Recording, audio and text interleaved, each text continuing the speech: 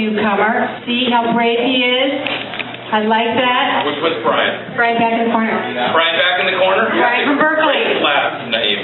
Yeah. And Dory, right here, another new corner. New person. Already 5 times. Yeah. She does it as soon as she gets through. No. Yeah. And she brought her own video camera. You know, mine was stolen, and that one is looking pretty good. Looks a lot like it. Let's do Dory first. Dory's over here. Dory. Yeah, come on. Round of applause for Dory. It's your out on the limb story. Let out of the hat. Oh, yeah. We increased your odds. I'm obvious. Everybody's over here. Okay. Out on a limb. So I'm thinking of all the stories about out on a limb and where maybe I took a risk. But mostly, where did I take a risk where it involved changing my life destiny? And there's so many of them. But one came to mind that I thought was kind of hilarious as I was thinking back to it. And it had to do with a career. I was in a corporate office where I was responsible for usually employment and helping people get jobs in the corporation.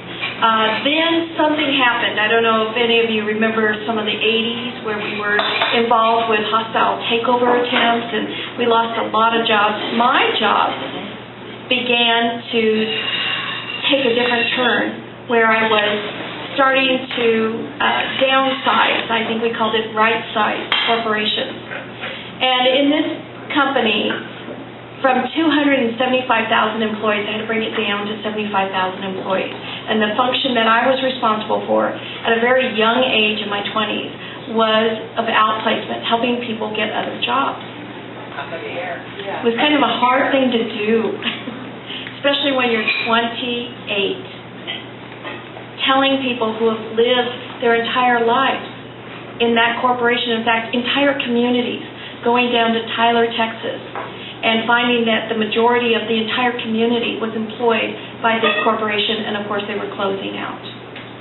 So what I recall the most about being out on a limb involving this job was after a while divesting the company and working with all the arrangements of getting people into outplacement programs and helping them find new life was eventually you start to realize that your job is going to go too. It's going to go poof, and it did.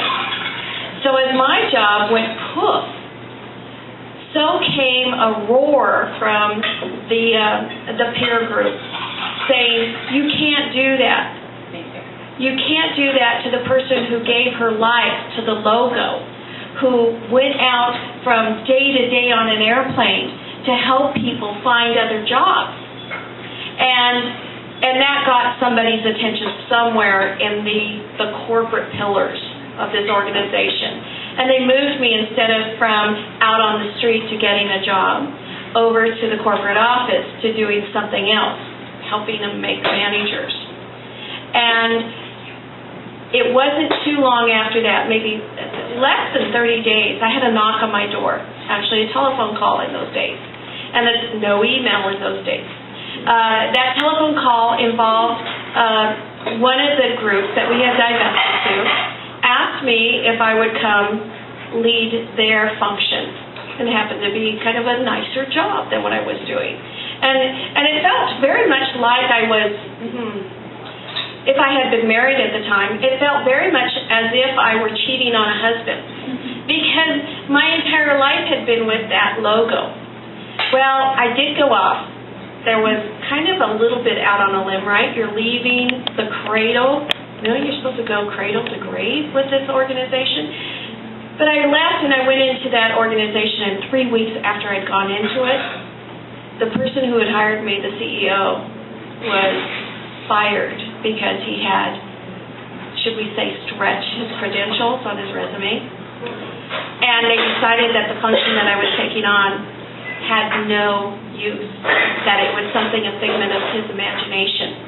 And so I'm out there now with this dilemma. Do I stay and go with this company, or the farmer company had caught wind of this and asked me to come on back? That was my moment of truth. the moment that I decided, there must be something more fulfilling. And I went out on a limb and decided, no, I'm not staying here, and I'm not staying here. I'm going to go practice what I preach, what I did for 18 months, and go out and walk and see if I can find a better job, a job that was more aligned with me and to the next level of passion.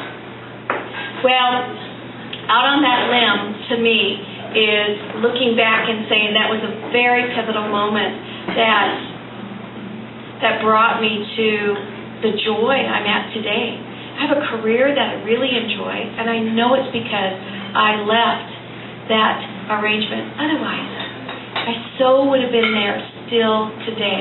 And even more fun about that is recognizing that what I do right now in the role I do, in the job I do, and I have my own business, is that I do this with other people. And it feels so good to look back 30 years ago and to think how one decision of really taking, I was a sole supporter of myself. I owned a house at that time. How scary. But to actually go out there and do and walk your talk can't be anything more authentic than, what's the word? There is no word for it. So authenticity is my being out on a limb and following it. And I continue to do it today, and will continue to do it till I'm 75. Well, having been the victim of being outsized, downsized, right-sized, re-engineered, merged in about every other phrase you've been put for it, I appreciate the other side of that and how hard that is. But why 75? Why not 76 or 74? What happens at 75? If there's something magical, share it with us. I knew out on the limb. I knew out on the limb.